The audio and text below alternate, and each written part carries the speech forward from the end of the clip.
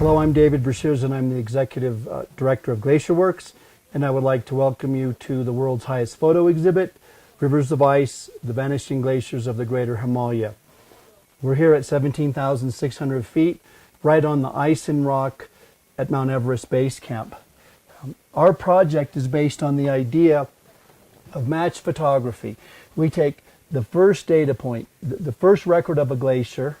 In this case, it was shot in 1921 during the British Mount Everest reconnaissance expedition. We find the same location as we do here in 2007, and then we can compare how much of the glacier has melted or ablated. If we look here, this is where the glacier was in 1921. This is a debris-covered glacier. There's a lot of dirt on it. If we look down here, the glacier was here, and so it's dropped this much. Well, how much is that? Well, if we look at this little ice pinnacle here, and then we look right over here, you can see a climber on one of those ice pinnacles in this beautiful photo taken by Jimmy Chin. That's the north side of Everest, the main Rongbuk Glacier.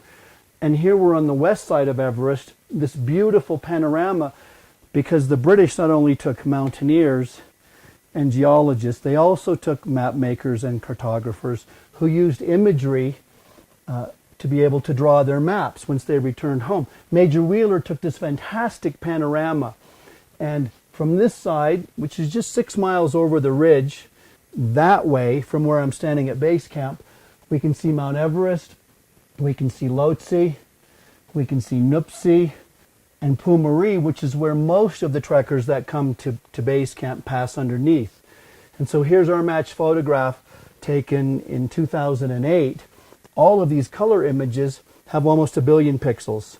So you can zoom in and see the smallest details, like this ice here. Over here, as we move 80 miles to the east, we see a beautiful picture taken by Vittorio Sella of Janu in 1899.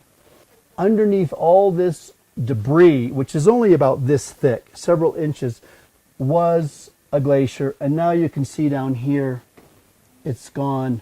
If we move right here to where we're standing now at the foot of the south side of Mount Everest, we're camped right on this glacier.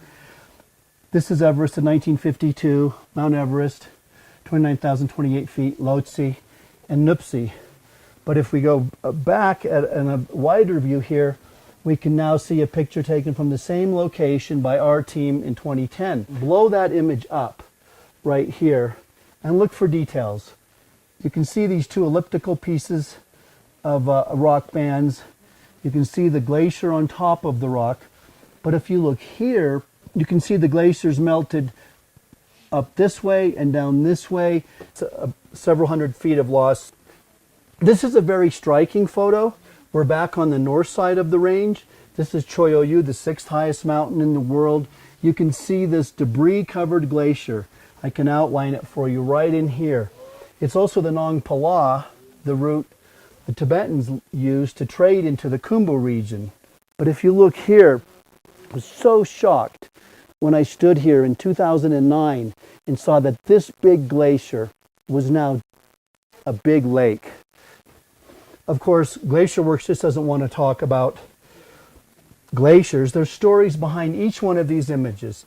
This was the route the British followed in 1921, 22, and 24. They walked up the East Rongbuk Glacier, right up this channel here, this corridor in the middle, and around to the North Col and up to here. If we look right here, that's where Mallory, who took the picture that we started out seeing in the beginning, he perished here at over 27,000 feet with his 22-year-old climbing companion Andrew Irvin in June of 1924. We started here in the Everest region, and we've been to Kanchenjunga, the world's 3rd highest peak, Choyoyu, all the way up to the Karakoram and K2, and our last expedition was right here on Mount Kailash. There's so many great stories. Major Wheeler's beautiful panoramic photography, Norman Durenfurth taking pictures of Everest during the Swiss expedition in 1952, And here we have Vittorio Sella. He was not only a great mountaineer, but a great photographer. We don't see his camera, but he shot with big glass plate negatives.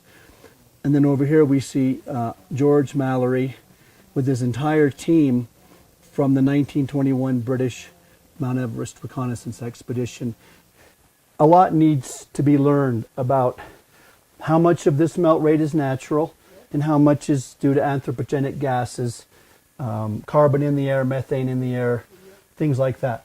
What does this loss of mass of ice mean to the river systems of Asia?